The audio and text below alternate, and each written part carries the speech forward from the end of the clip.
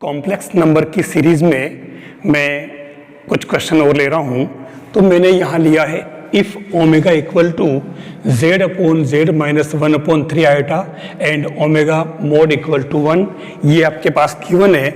अब ये पूछ रहा है कि देन जेड लाइज ऑन, मतलब जेड जो है ये कॉम्प्लेक्स नंबर किस कर्व पर होगी, दीर्घवृत्त पर यानी कि एलिप्स है, पैराबोला यानी कि परवलय पर होगी, सर्कल यानी कि वृत्त पे होगी और लाइन पर होगी।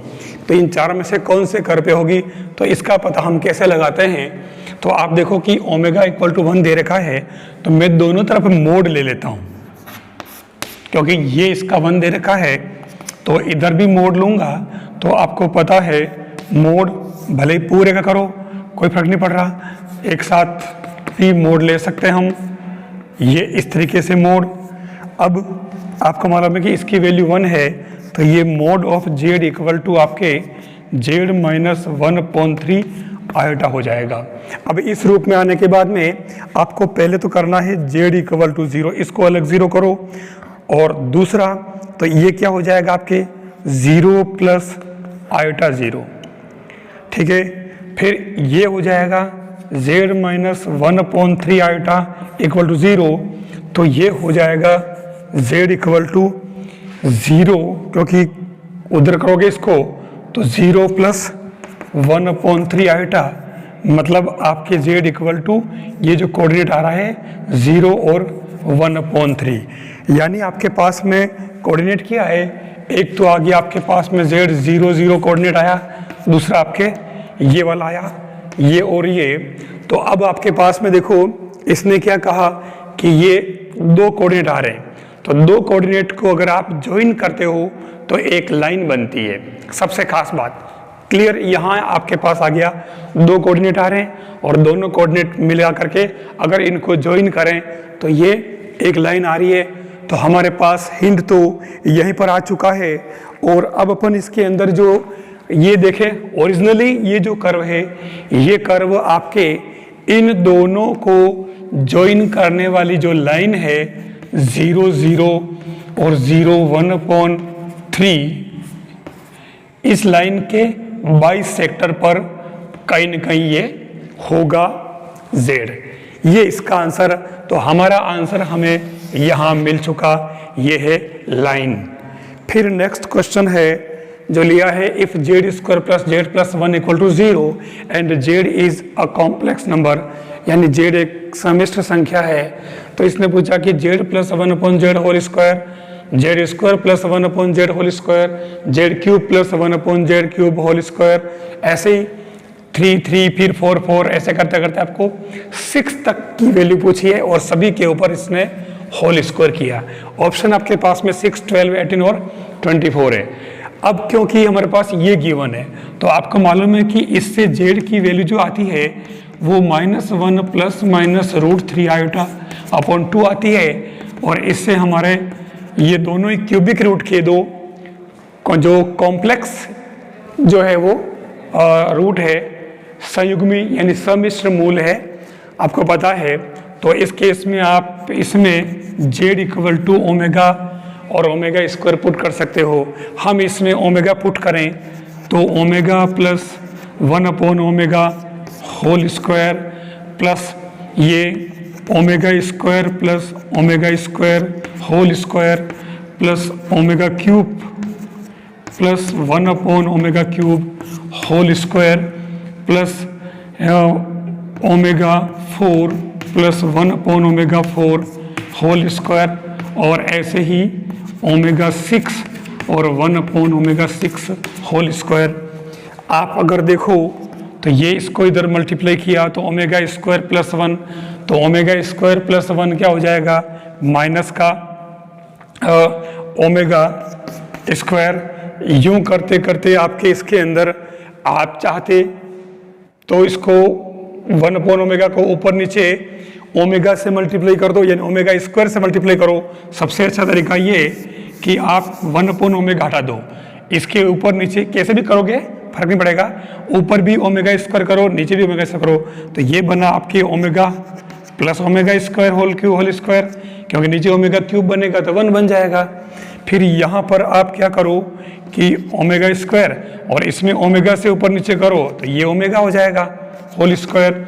ये आपके पहले से ही 1 + 1 है, प्लस यहाँ ओमेगा क्यूब करो तो ये वापस ओमेगा और 1/ओमेगा होल स्क्वायर बन रहा है।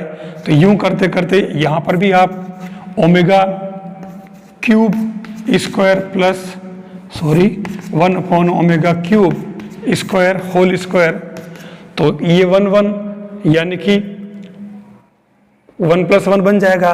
तो ऐसा करते करते ये आपके फाइनली बनेगा -1 whole square -1 whole square plus 2 whole square, यहाँ फिर -1 होल स्क्वायर, और यूं करते करते आपके ये मैं पूरा सोल्व नहीं कर रहा हूँ, मैं डायरेक्ट लिख रहा हूँ आपके -1 फिर -1 होल स्क्वायर और 1 + 1 होल स्क्वायर। तो आप देखो 1 1 2 4 6 7 8 9 10 और इसका स्क्वायर 2 जुड़ जाएगा 12। तो आपके ये हो जाएगा 12। तो सही आंसर इसका है ये। तो इस तरीके से आप इसको सोल्व कर सकते हो।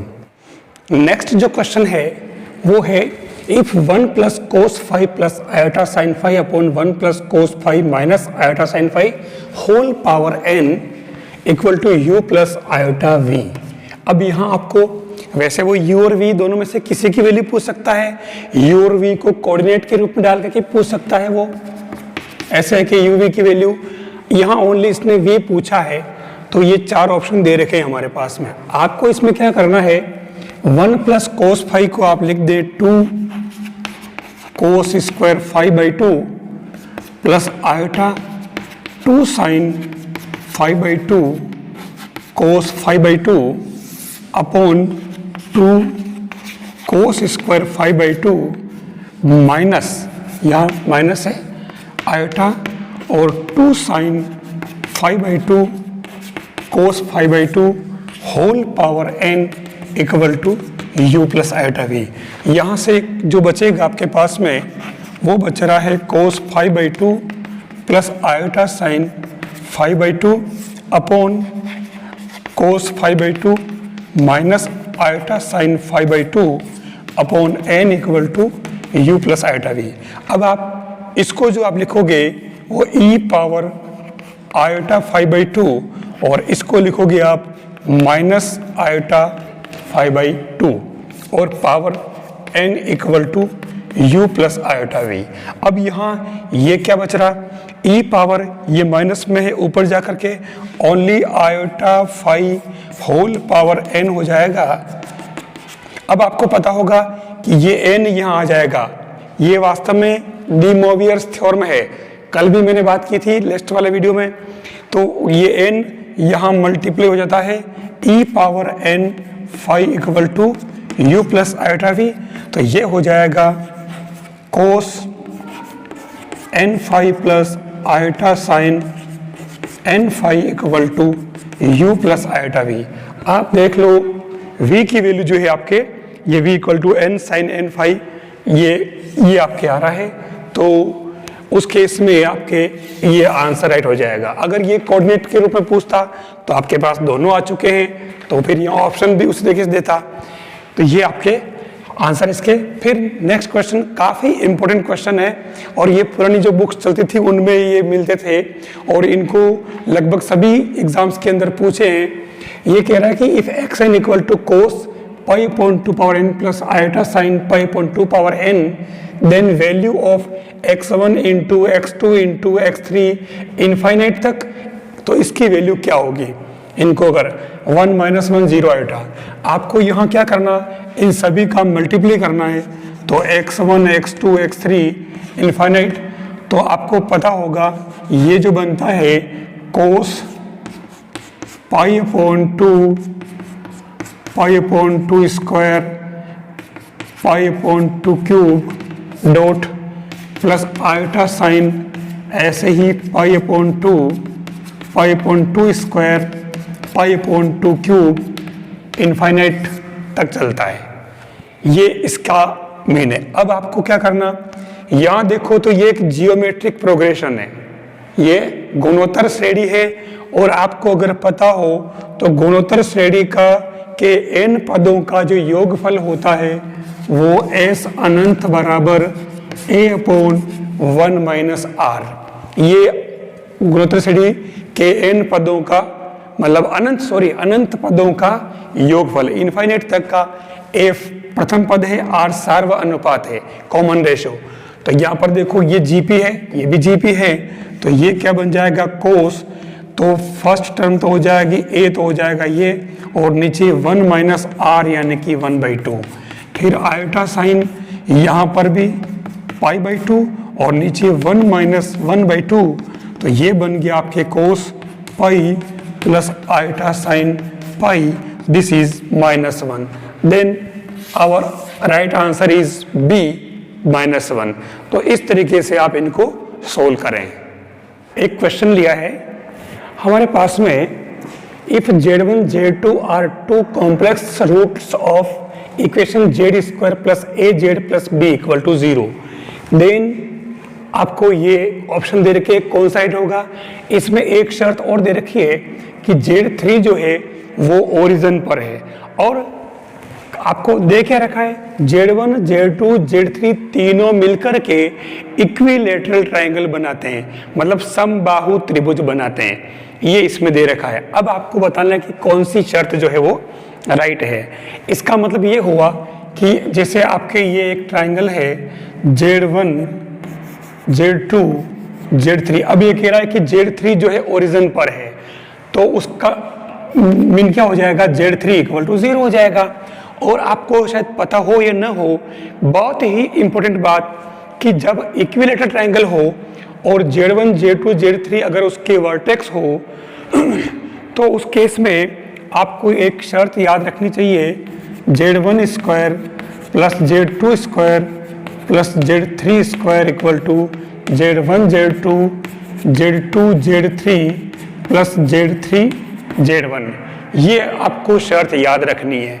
अब इसके अंदर क्योंकि z3 आपके 0 है, तो ये क्या बन जाएगा, z1 square plus z2 square equal to z1 z2, ये बन जाएगा। ये दोनों 0 हो जाएंगे क्योंकि z3 जो है वो ओरिजिन पर है। तो उस केस में मैं इसको थोड़ा सिंप्लीफाई कर लूँ, z1 इसको मैंने लिख दिया z1 plus z2 whole square और 2 दोनों तरफ किया था तो 3 z1 z2।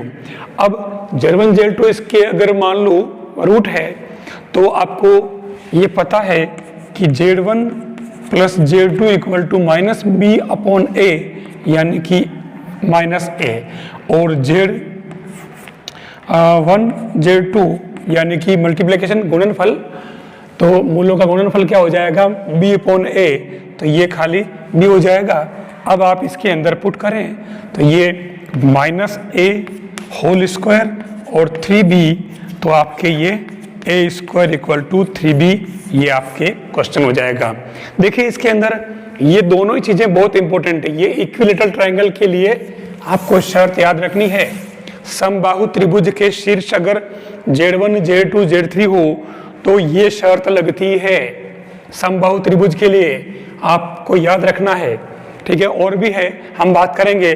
तो इससे हमारा सही रिजल्ट आ रहा है ये वाला, इस तरीके से आप इसको करें।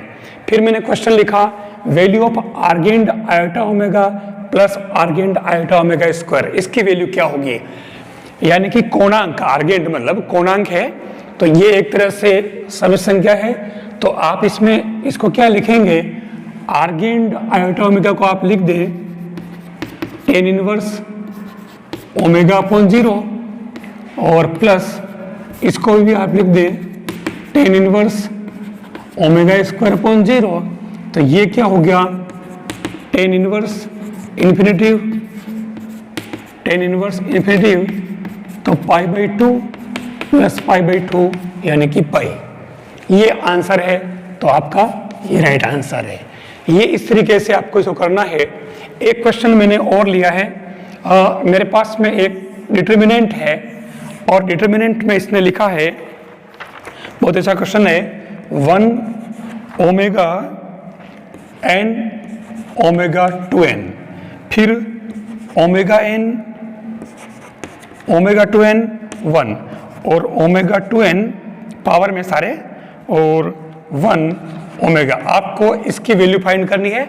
और ओमेगा जो है यहाँ इसमें और दे रखा है कि 1 ओमेगा एंड ओमेगा स्क्वायर जो है वो क्यूबिक रूट्स हैं, इकाई के घनमूल है।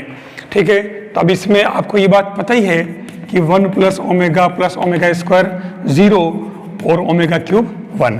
अब इसकी वैल्यू पूछी इसने, तो हम डायरेक्ट बात करें। देखिए, जब ऐसे क्वेश्चन आते हैं तो इसके अंदर PMI को यूज करें, मैथमेटिकली इंडक्शन, वो अपने गणितीय आगमन सिद्धांत।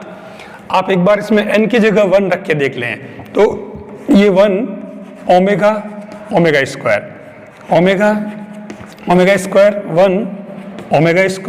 1 ओमेगा, ये बनेगी डिटर्मिनेंट। अब आप इसमें अगर आप इसके अंदर n की जगह आप k रखें या k+1 रखें तो सभी के लिए ये ट्रू होगा। ठीक है, इस तरीके के सिमेट्रिक टर्म आए तो आपको ध्यान रखना।